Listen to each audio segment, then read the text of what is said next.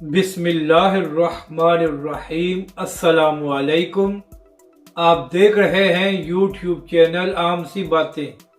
عمران خان صاحب کا بڑا فیصلہ اور 9 حلقوں سے ضمنی انتخاب لڑنے کا اعلان کر دیا۔ کیا علامہ سعد حسین رضوی خود میدان میں آئیں گے؟ اس ویڈیو میں ہم اسی کے متعلق بات کریں گے۔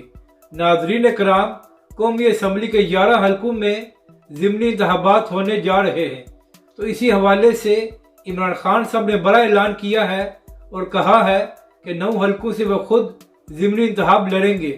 اس کے بعد عمران ریاض خان صاحب، نادر بلوچ صاحب اور وہ تمام صحافی جو پی ٹی آئی کی لائن لیتے ہیں، ان کا کہنا ہے کہ پی ڈی ایم کی قیادت کو عمران خان صاحب کے مقابلے میں ضمنی انتخاب لڑنا چاہیے، جبکہ دوسری جانب کچھ لوگ یہ بھی کہہ رہے ہیں کہ علامہ سعد حسین رضوی کو بھی عمران خان صاحب کے مقابلے میں ضمنی انتخاب لڑنا چاہیے۔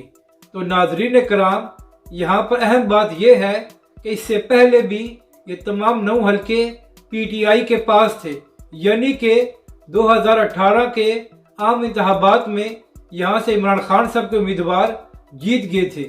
تو ناظرین کرام، آپ خود اندازہ لگائیں کہ جن حلقوں سے عمران خان صاحب کے لوگ جیت گئے تھے، اگر انہی حلقوں سے عمران خان صاحب خود جیت گئے تو اس میں کمال کی کیا بات ہے۔ اگر عمران خان صاحب نے واقعی سب کا مقابلہ کرنا ہے تو پھر کسی ایسے حلقے سے الیکشن لڑیں جہاں پر پی ٹی آئی کی پوزیشن تیسری یا چوتھی تھی، تو پھر پتہ چل جائے گا کہ عمران خان صاحب کس طرح مقابلہ کرتے ہیں۔ اور ناظرین کرام، ان تمام حلقوں میں تحریک لبیک پاکستان کے امیدوار موجود ہیں، تو اس لیے ضمنی انتخابات میں علامہ سعد حسین رضوی کو سامنے آنے کی ابھی ضرورت نہیں ہے، اور علامہ سعد حسین رضوی عام انتخابات میں انشاءاللہ ان سب کا مقابلہ کریں گے۔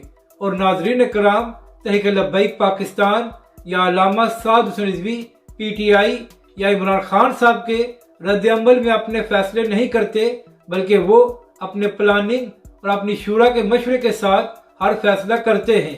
اپنی رائے کا ضرور اظہار کریں کہ آپ کو یہ ویڈیو کیسی لگی، اور ہمارے اس چینل کو بھی سبسکرائب کریں۔